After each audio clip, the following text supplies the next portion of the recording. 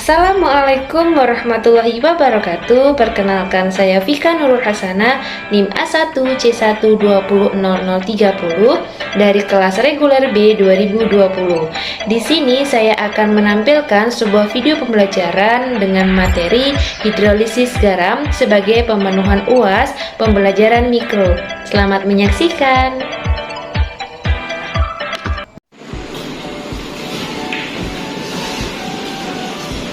Assalamualaikum, selamat pagi anak-anak. Selamat pagi Ibu.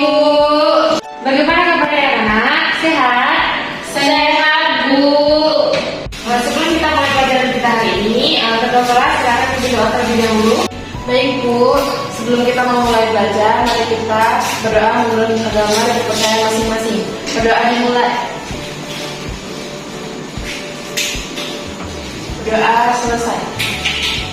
Oke, Ibu absen ya. Kepada kita siapa yang tidak hadir hari ini? Itu Bu, tadi Albert izin sakit.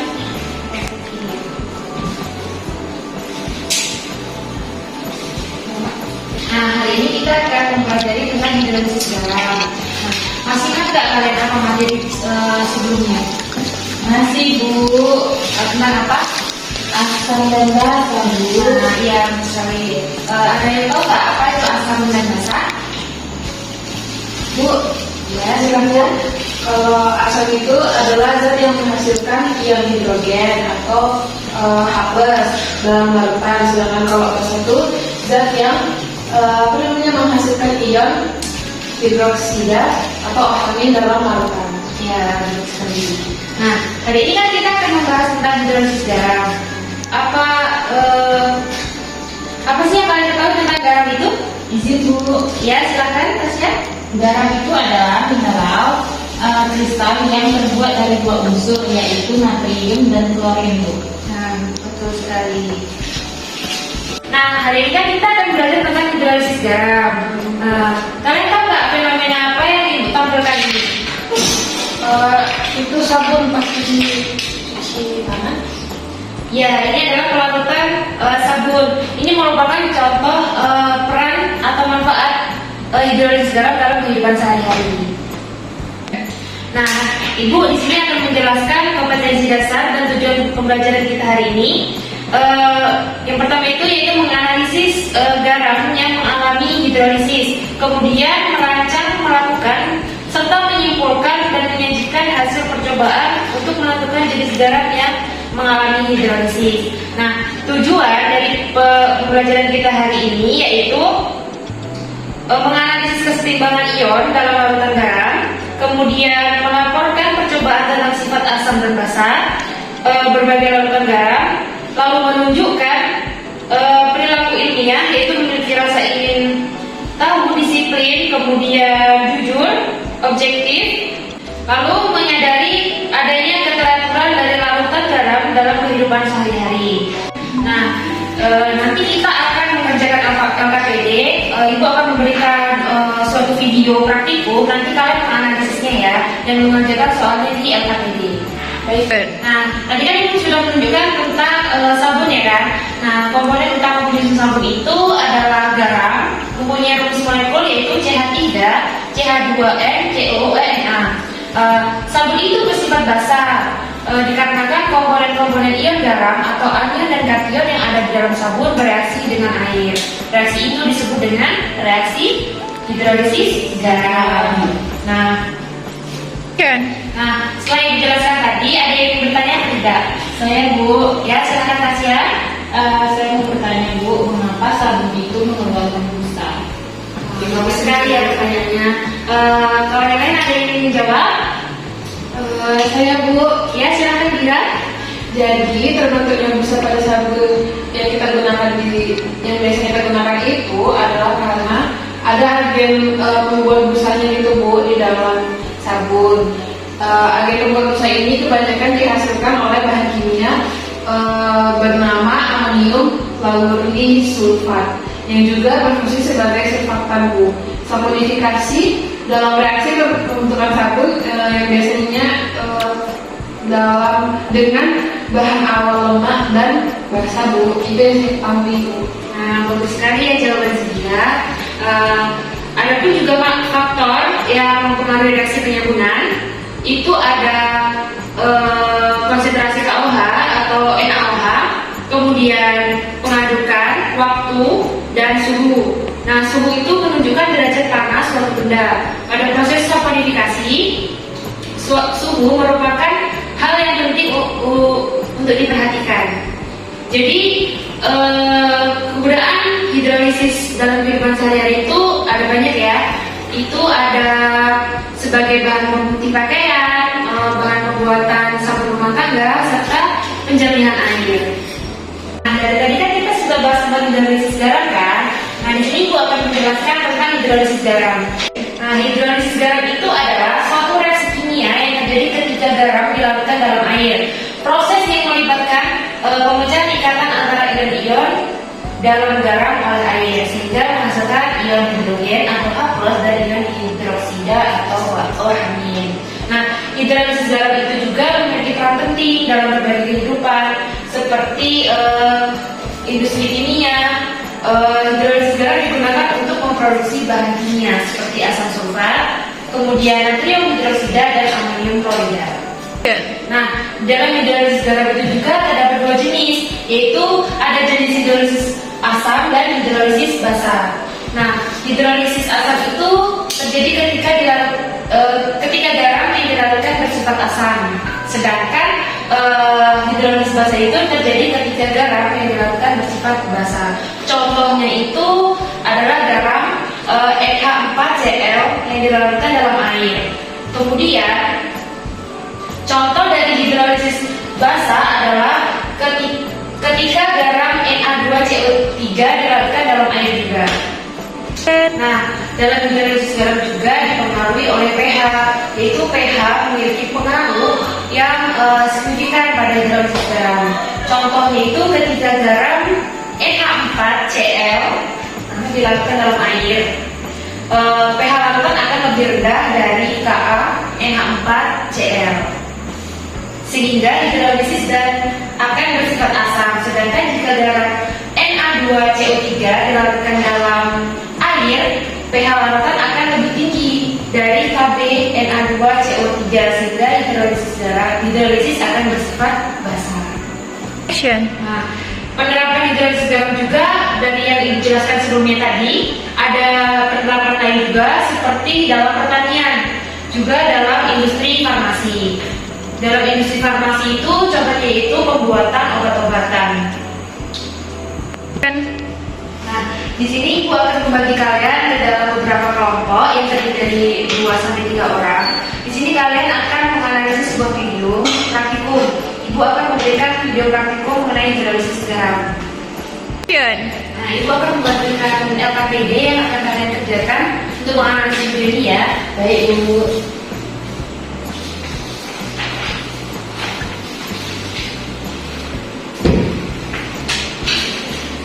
Kalian perhatikan videonya ya. Baik.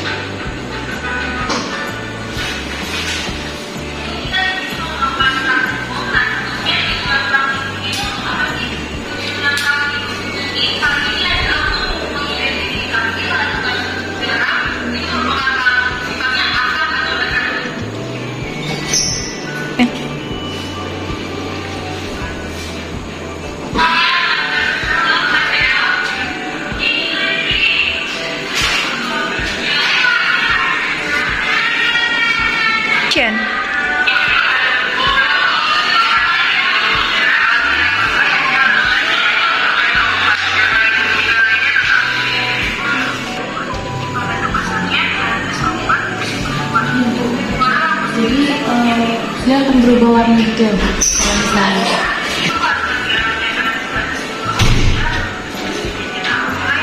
Terus Bu, kalau misalnya sudah terus kita pakai ini ada nanti kalian punya cara yang ya.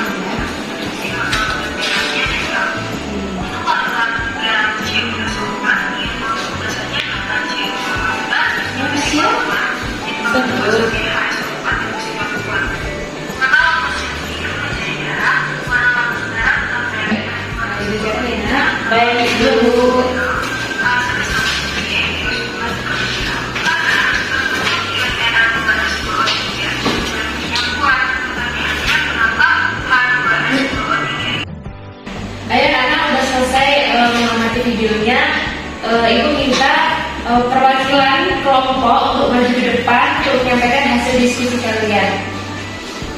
Baik Bu.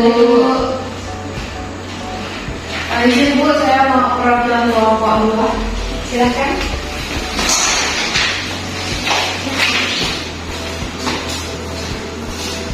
Baiklah, di sini saya perwakilan kelompok 2. Saya akan mempresentasikan hasil diskusi kelompok kami. Jadi dari pengamatan video dan pengerjaan AKBD, kami ketahui bahwa sifat umum larutan garam, yaitu secara umum sifatnya itu menghantarkan arus listrik dan tidak mengubah warna kertas lapis merah maupun biru. Jadi sifatnya itu dapat diketahui tidak mengubah kertas lakmus. Kemudian sifat-sifat larutan garam. Larutan itu bersifat netral dari dua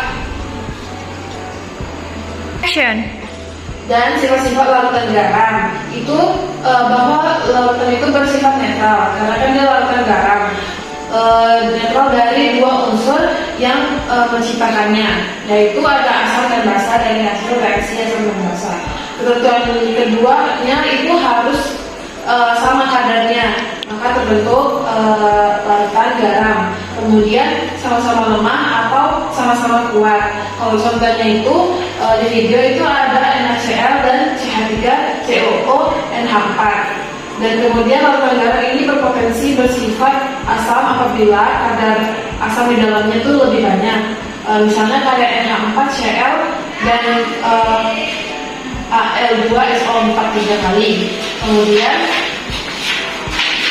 Kemudian untuk larutan garam itu bersifat basa jika terbentuk dari asam lemah atau basa kuat itu. Contohnya itu ada CH3COONA dan Na2COO3. Sekian Bu.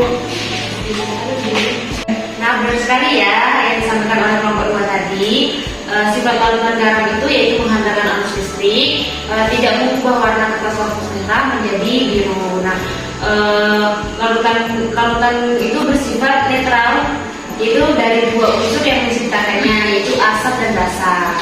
Nah, setelah kita menganalisis video dan yang serangkaian pelajaran kita tadi, adakah yang ingin bertanya? Ya ada Bu.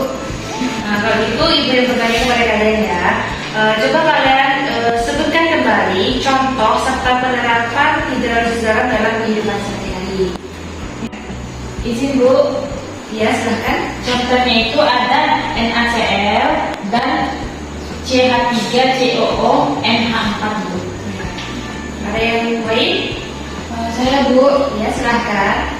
Ada contohnya tuh pupuk urea dan ada aspi dan kawat informasi Bu. Ya. Nah, bagus sekali ya jawabannya. Artinya kalian sudah paham tentang materi kita hari ini. Di sini Ibu akan memberikan soal evaluasi untuk materi kita hari ini. Kalian kerjakan sendiri-sendiri, jangan ada yang nyontek ya. Nanti Ibu akan memberikan nilai plus kepada yang nilainya tinggi. Baik Bu.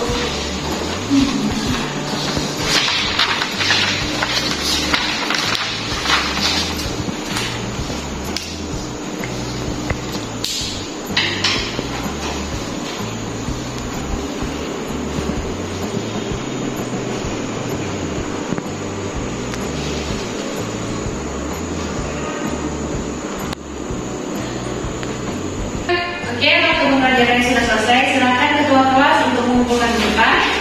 Ibu.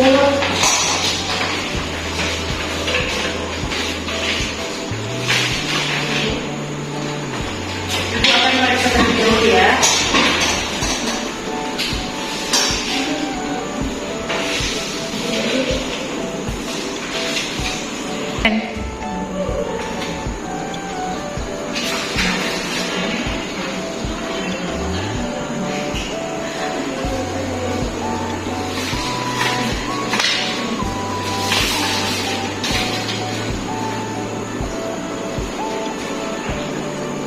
Nah, di sini Ibu sudah selesai memeriksa.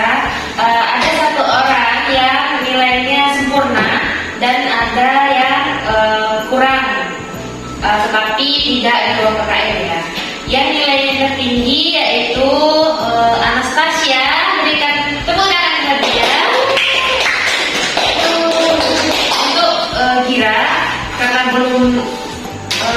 mendapatkan nilai sempurna, silahkan ditingkatkan lagi belajarnya agar mendapatkan nilai yang sempurna. Baik Bu. Oke, sekarang kita sudah berada di akhir pembelajaran. Siapa yang bisa menyimpulkan pembelajaran kita hari ini? Silakan. Bisa dulu saya Bu. Ya, silakan atasnya. Kesimpulan kita pada hari ini yaitu hidrolisis garam itu merupakan suatu reaksi kimia yang terjadi ketika garam dilarutkan dalam air. Proses ini melibatkan pemecahan ikatan antara ion-ion dengan garam oleh air sehingga menghasilkan ion H+ dan ion OH-. Ya, betul sekali. Nah, hidrolisis garam juga memiliki peran penting dalam berbagai bidang, yaitu seperti industri kimia, farmasi, kemudian pertanian, kemudian ada jenis. Tadi kan kita sudah menjelaskan jenis kan, ada dua, yaitu jenisnya hidrolisis asam dan hidrolisis basa. Sekali pada hari ini kita akan bertemu lagi di minggu selanjutnya. Kalian pelajari materi yang akan kita pelajari di depan ya. Ibu akhiri pertemuan kita hari ini. Assalamualaikum warahmatullahi wabarakatuh. Selamat pagi. Pagi Bu.